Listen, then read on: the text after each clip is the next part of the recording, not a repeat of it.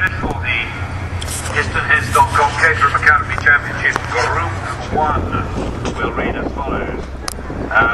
On the front row we have 9 and 10, 9 Nick Horton and 10 Henry Heaton. On the second row we have 78 Chris Hutchinson and 7 Daniel Livingston. On the third row we have 24 James Houston and 76 Daniel Wade. On the fourth row we have 8 Jonathan Ems and 87 Christian Seymour. On the fifth row we have number 74 Dominic Elliott and 37 Matthew Gibbon. On the sixth row we have 89 Thomas Redman or Reedman and 3 Stephen Krupp. And then on the seventh row 17 Johnny Abbott and 4 Scott Dixon. On the eighth row we have 12 Andy Whitten and 81 Lawrence Barwick. On the ninth row we have 63 Peter Basterfield and 60 Stuart Hood. On the 10th row we have 67 Douglas Christie and 13 Aaron Hill. On the 11th row we have 42 Fraser Gray and 23 Simon Lindley.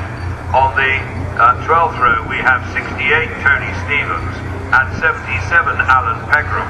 And then on the back he is shown on some grids as being on the third row, but number 84 Chris Middleton is starting from the back of the 10-second penalty because he's carrying forward a penalty for a technical infringement at Donington Park, and that is being implemented here. So he's starting on the back row, the back of the grid with a 10-second penalty. That's Chris Middleton in number 84. So the cars are lined up or are lining up. They're being brought into order, and I think it may well be that the movement of Chris Middleton to the back of the grid is actually slowing down the process of lining up the grid, so it'll take slightly longer than usual, but we're not under too much pressure at the moment from a time point of view, and so they are gradually sorting it out.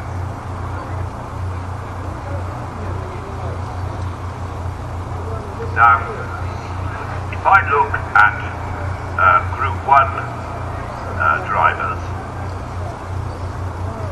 and their performance in the first half, in fact before the first half of this season, who were the front runners? They were Chris Hutchinson with 2 wins and 1 second, Henry Heaton with 1 win, 2 seconds, then Nick Horton number 9 with 1 win, 1 second and 1 third, Daniel Livingston with 1 third, James Houston with 2 thirds. So those are the names that crop up, and I look at the grid and I see Nick Horton on the front row, Henry Heaton on the front row, Chris Hutchinson on the second row, Daniel Livingston on the second row. So in other words, all of those people are people that we would have expected to perform well. Now there is James Houston has a lot of sponsors here today, and I'm delighted to hear that because he is involved with the IronSpineChallenge.com, and I have no doubt he's trying to raise money for them, and he has stickers all over the car which demonstrate the fact. So remember, James is starting on the inside of the third row of the grid, so he's in with a shout. James Houston, where is he? Yes, he's had 2 thirds this season, so he's a potential front runner. Let's wish him well, and certainly well in terms of raising money. Where are his sponsors? Are they in a hospitality suite somewhere, or are they down there as spectators? Don't know, can't see them anywhere. They're not waving to us, but let's wish them well and hope they raise lots of money, not on James's behalf, but on behalf of their sponsors.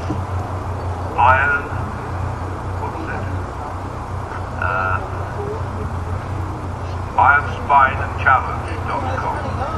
Okay. Right. week. So they're still sorting out the thread. Oh dear. 2-day program. That, I think, was probably a 3-minute board. Might have been. Oh no, it was a 1-minute board. So it's the 30-second board that's being shown now. And that will be followed by the green flag. And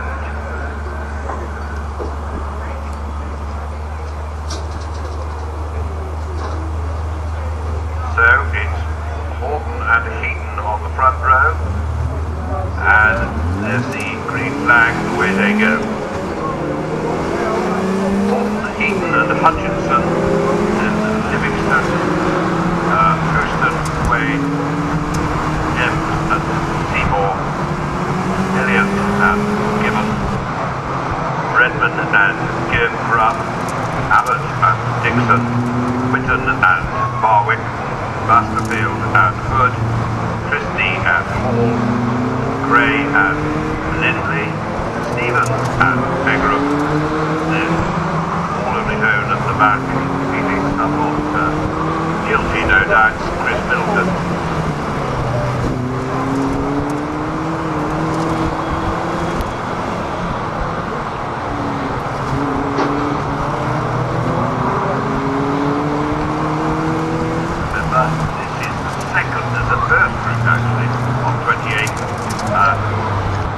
Are having only their second motor race ever.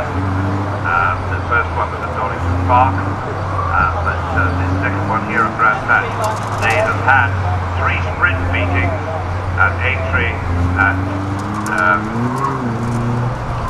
Netterton and at Blyton, and they have 2 more race meetings after this, Rockingham and the Silverstone finals. Caterham finals at Silverstone rather, and then of course next year they'll move on to a full programme of races, having had their baptismal and introductory year. Very useful it is to help them through the learning curve, and I think because of that, from there on in, they tend to make very much more rapid progress. So it's a white car in pole position, an orange car alongside, then a yellow one on the second row, green on the outside. So it's Horton white, Heaton orange,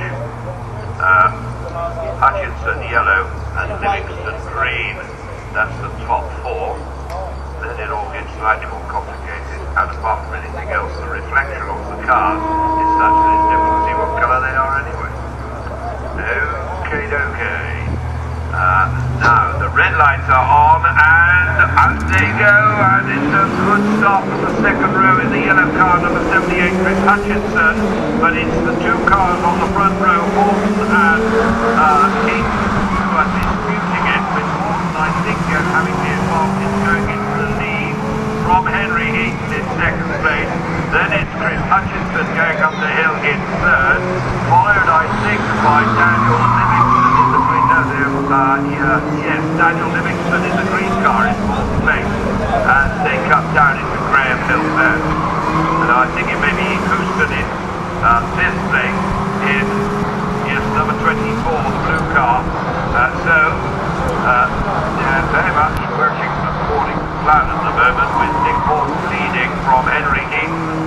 But it looks as though somebody's trying to disrupt that order, and it was the green car of Daniel Livingston trying to get up into third place. It failed. So as they come round now to the completion of the opening lap, it is Nick Horton leading from Henry Heaton second. Then in third place it is Hutchinson from Daniel Livingston, then James Houston. Then next up it is number 37, and that is Matthew Gibbon, who's made a good start. Then in seventh place it's number 76, I think, Daniel Wade. Then 8 it's Jonathan M. In ninth place it's number 74,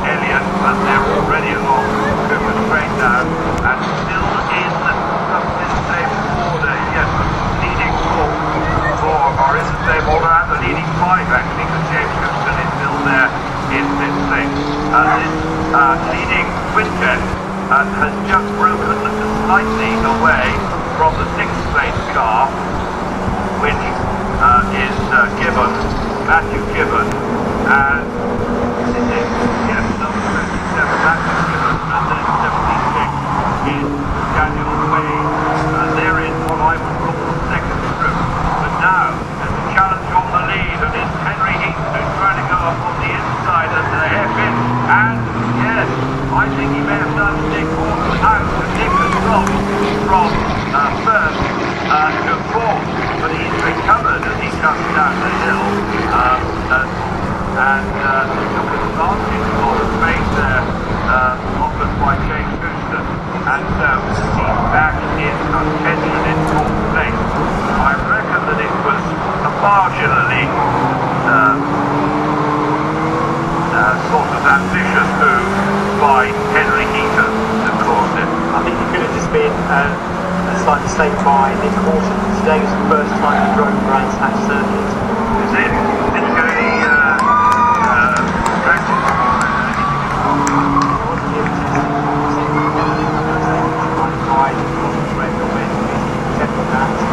Well, yes, maybe a little element of naivety in thinking that the door wasn't open when it was.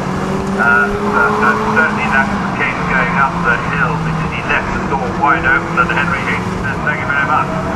So it is Heaton into Chris Hutchinson in the lead now, from third to first. He's just set the fastest lap at 56.931 seconds, and is beginning just marginally away. He's the championship leader to Hutchinson. Chris Hutchinson leading across the line, number 78. Henry Heaton is number 10 in second place. Daniel Livingston is third place, with Nick Horton here, pole position man, in fourth place now. They're setting their fastest lap, 57 to 57.0 from Hutchinson, 57.2 from Heaton, 57.6 from Horton, and a 57.8 from Livingston. All much of a muchness. Now look at this. They're quite well behaved at the moment. There's not much doubt about that. But it looks as though Nick Horton is at this point has just. Oh no, I think that's Chris Hutchinson still in the lead. Is that a yellow car in second place? Orange car. Henry Heaton is still Henry. Right. There he is. Challenging for the lead now. And mathematic triangle highlight in the paddock. And he's going to get a good fast run up the hill. Whether or not the door will be left open for him to take it, indeed he is. It's left open on the outside, but it's much more difficult to go around the outside. Get onto the marble floor. However, there's no change. So it's Hutchinson, Heaton, and then the green car, Daniel Livingston, followed by in fourth place, number 9, the original pole position man, Nick Horton, and then in fifth place it is number 24, James Houston. Those 5 have made a very clean and spectacular break from the pursuing trio of cars, but where are the rest of them? Very much slower indeed to be there and the date, but these 3 guys are interesting. Hutchinson, another one.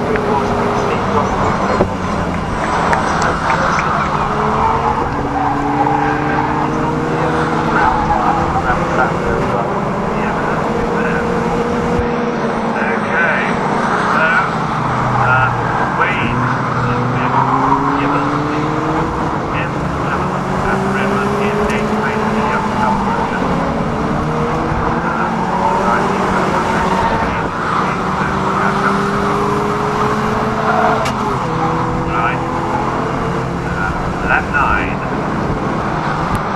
There goes 17. Abbott dropping down your road. So he's out of his number.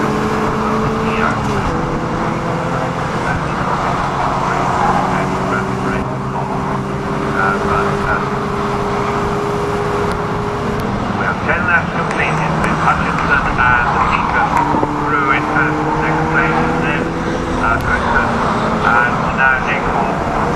Irish, the lucky boy. But then 76 is through in fifth place. Now what is the time in that significant? The first four are separated by 10.8 seconds. The first two separated by 10 seconds. The first three separated by 5.2 seconds. So in other words, a lot of hard work to be done. And remember, they only have a 15-minute race, and they only have 4 minutes and 40 seconds remaining. Now, who is number? That's Christian Seymour who's had a bit of a spin on the sat for some time. Wasn't a great little bit. Dixon. What did you call it? Right. So Scott Dixon, number 4, recovers from his experience, but he was in 25th place anyway. He's 2 laps down, so he was out of it right from the word go. Now,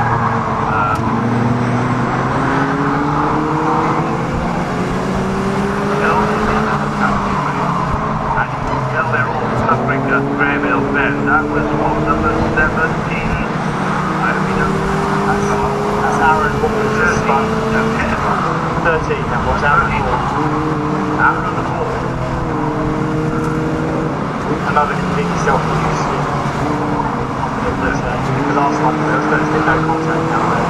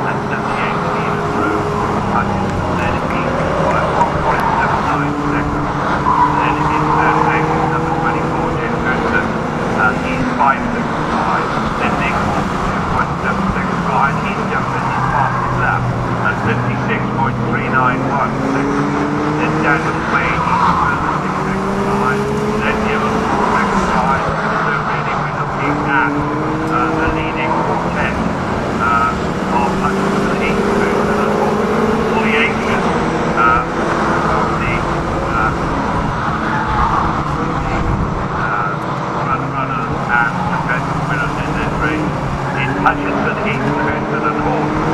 And as the snow cars go through Livingston, Good, Gray and Abbott, we wait for the leader. Here he is, Hutchinson crossing the line. 14 laps completed with 1.5 minutes remaining. And so Chris Hutchinson is nicely lined up, but he's only got under a second advantage. But I think that might be enough. We have 1 minute and 80. We got a black flag for who? We can't see the car number. Don't see the number. Alright, so let's ask them to show us the number if they can. Because we need to know. There goes number 89. Can I rely on you? Let me know to get the number. Because there's still a lot of people to go through before we see our race leader coming in.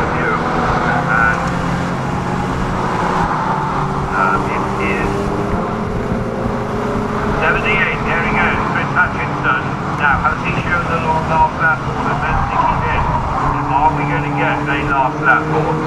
It was number 4, and that is Scott Dixon as well. He is an irrelevant almost because he's 4 laps down. Oh dear, why is he showing the back flag? Possibly because he's using Vincent circuit and he doesn't do. Possibly because they're a bit concerned about him as well. They might be, I think. But remember, I think with the time has now expired, that it's too late for me. That's what I think we're going to get. That they're holding up now is that a last lap board, I think it is. All of these guys are being included, and there should therefore be a checker flag of 78. He's just gone through. I hope he saw it. That was Chris Hutchinson taking the checker flag of victory. Not an easy one for him to see because it was quite late. They didn't want to show it through the earlier car, but there you are. It's a difficult judgment call. Second is number 10, Henry Heaton. Third is number 24, James Nicholson. Isn't he the man who was selecting for these iron spine colours on top? I don't think he saw it. Second flag, he's still going for it. Yes, well, it's not unknown that Simon. It's happened a many times before, but you can usually tell from the attitude of the driver whether or not he saw the checker flag, and so I think he needs to see the checker flag again. And there he is, yes, he's going off to do another very tap lap, because that one didn't slow down very much. Anyway, well done to Chris Hutchinson with an Academy win to his belt now here at Grand Patch. In second place is Henry Eaton, number 10. Third, James Houston. He will be very pleased with the podium finish, bearing in mind that it's in front of his sponsors and their charity. And then in fourth place, Nick Horton. Nick, I think, will be a tad disappointed with that. But Daniel Wade, number 76, is fifth. Then number 37, Matthew Gibbon, was fifth, sixth, I beg his pardon. And in seventh place, number 8 is Jonathan M. In eighth place, number 89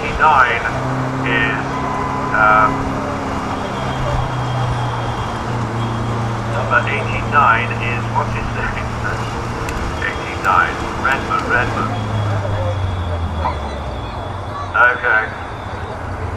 Tomo Redmond. Then in ninth place, number 74, Dominic Elliott. In 10th place, number 84. How about that? Number 84, Chris Middleton. Starting from the back of the grid with a 10-second penalty, he finished 10th. So that's not a bad effort from Chris Middleton. By Jenny. In 11th place, it's number 81, Daniel Barwick. No, it's not Daniel. No, it's Lawrence Barwick. I wonder if they're related. They might be with a name like Barwick. Not a common name, is it? And in 12th place, number 12 is Andy Whitton. That screen goes blank. So, ladies and gentlemen, you may not believe this, but I do believe that that is the last of the Caterham Academy, or the last of the Caterham Motorsport races with that DistanceHeads.com Caterham Academy Championship Group 1. Simon will be handling the presentation on the podium in just a minute. You win it or second one?